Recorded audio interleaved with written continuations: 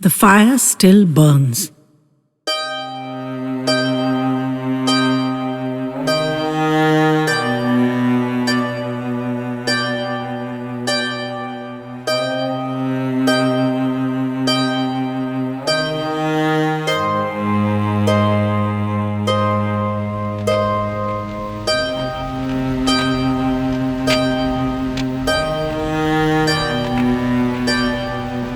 The fire snapped and crackled in the stone grate.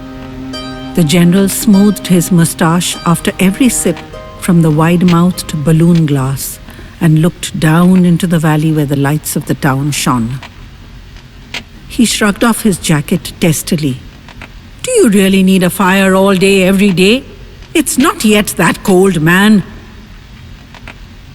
Doc swirled the amber liquid in his glass, feeling himself pulled into its depths, worlds within worlds. It must have been 10 minutes before he spoke. Charan was my best friend. I thought his marriage would be the end of our friendship, for which new wife wants an old friend around? But Mihika was an exceptional woman. She accepted me in the family, no questions asked. They had just the one child, a girl, Tarika. Mihika poured herself into that child. Perhaps she sensed she had only a little time and much to instill. She was gone before Tarika's 14th birthday. That left us two crusty men to raise a girl at a stage when she most needed her mother. We muddled through, and Tarika grew into a lovely young lady. And then Charan died too. I would have done anything on earth to comfort Tarika, but she turned to Bharat, a colleague, and not to me, whom she'd known her whole life. Charan and I had misjudged the intensity of their friendship. Within a year, they were Mr. and Mrs. Sharma. My small bachelor pad had always been just a place to sleep, since I spent all my free time at Charan's. Now, I threw myself into my work, keeping my practice open later and later at night. I was discreet enough not to visit the newlyweds unless invited, and phoned her only once a week. How this may have continued, I don't know. But in only the second year of their marriage, one night, extremely late, the doorbell was rung frantically. I'd returned just a half hour previously, so was still at my light dinner, but the imperious doorbell in the silence of the night demanded attention. It was Tarika. She'd hardly ever visited me there before, but she burst in with old familiarity. She was crying hysterically. "I've killed him! I've killed him! What am I going to do, Dr. Uncle? He's dead! I've killed him!" The bolt of fear that shot through me, I cannot describe. But I stayed calm and asked her to tell me what had happened. They'd had a fight. He'd said some ugly things. She'd pushed him.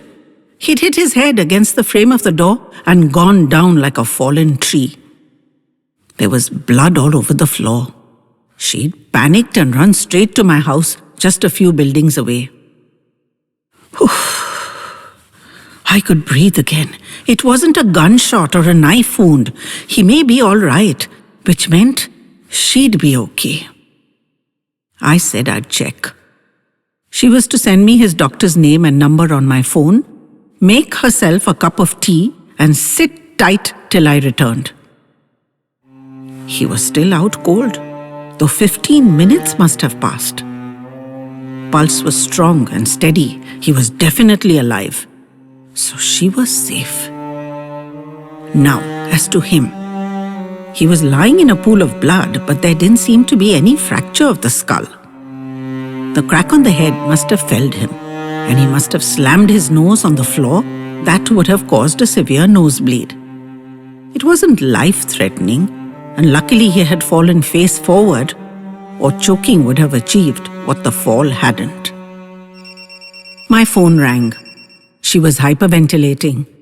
I assured her that it was just a nosebleed, omitting to mention that he was still unconscious. Had she sent his doctor's number? I reminded her. She hadn't, but did it right away. I knew him casually and called and outlined the case. He offered to send an ambulance and have him hospitalized for 24 hours as a precaution. I agreed to wait till the ambulance arrived, and as soon as it left, so did I. She was still extremely agitated when I got back.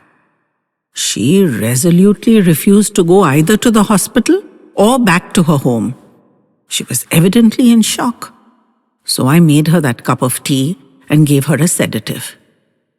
While the sedative took effect, she filled me in on the details. The cause of the quarrel, it turned out, was me. She'd wanted to invite me for dinner. He'd said no. Once a month was his limit. She tried to explain that I was like a father to her and that such restrictions were odious.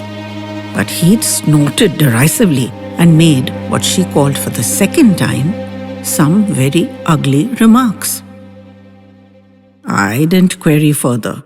All this may be normal in a marriage, what would I know? She pushed him, he hit his head, you know the rest. The sedative was kicking in, so I ushered her into my bedroom and settled her down for the night. With the confident entitlement of this whole generation, it didn't even occur to her to dimmer. I cleared my recliner where I usually did my late-night study, pulled out a thick bedspread to use as a cover, and settled myself down for a watchful night. The next morning, I would drive her to the hospital so they could start repairing the breach between them, and I'd make myself scarce for a while. But I must have fallen asleep, for I woke to the doorbell with my specs still on my nose and the reading light on. I was shocked to find the husband at the door, Bharat. I couldn't believe they'd discharged him. He should still have been under observation. He may be concussed. When I said that to him, he sneered nastily and said, "Yes, I knew you thought you'd be safe today. That's why I insisted on discharging myself. Made me sign tons of forms. Now, where is she?" "Safe from what? Or from whom?" I asked, simultaneously indicating the bedroom. "Where did you sleep?" he flung at me. Angered by his crude insinuation, I snapped back, perhaps unwisely. "This is a one-bedroom house. Where do you think I slept?" "I warned her about you, but would she listen to me?" "That's gross, Bharat," she said. "He's the only father figure I have left. He loves me as a child, not the way you're suggesting." "Seems I only succeeded in driving her into your bedroom, you filthy lecher." How I controlled the tide of fury that swept through me, I cannot say. I was on the verge of knocking him to the ground again. But for her sake, I stepped out of his path and let him enter. Whether he noticed that one side of the bed was unslept in, or that my paraphernalia was on the chair, I cannot say. For he marched to the bedroom, pushed open the door, and collapsed on the doorstep. These muscle-bound fellows sometimes take their bodies too much for granted. But a knock on the head is still a knock on the head. After a quick check, I called his doctor back, who organized another ambulance. He'd jeopardized himself with this ridiculous bout of jealous fury. He'd need more careful monitoring now. I roused Tarika and forced a cup of tea and some toast into her, as I had every intention of dispatching her with him in the ambulance. From that day, I withdrew. I didn't want to cause further marital discord. She was too precious to me, and her happiness was all that mattered. We had occasional phone chats. Birthday and anniversary visits were unavoidable, but I arrived late and left early, citing work.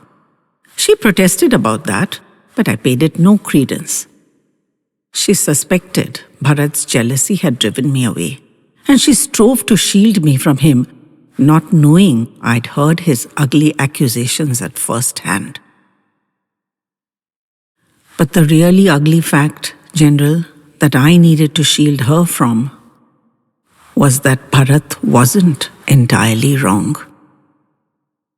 I have always loved Tarika. Her father never saw it.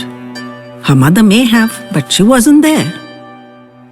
Bharat was sensitive enough to see into my soul and read there my blackest secret, yet not enough to see that I'd always smothered my burning affection for her and given her only what she was willing to accept from me, an avuncular friendship.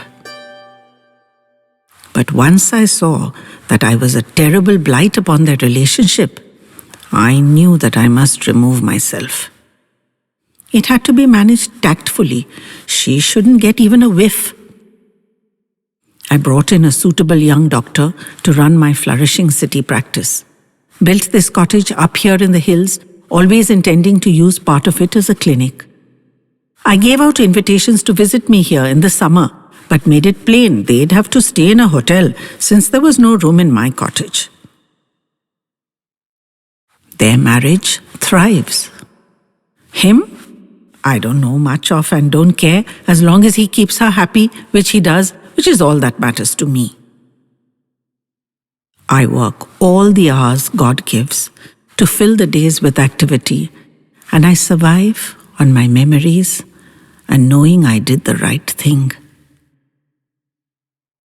But memory is a poor substitute for life. My heart is in cold storage, and that's why that fire must burn in the great day and night to remind me that I'm still alive.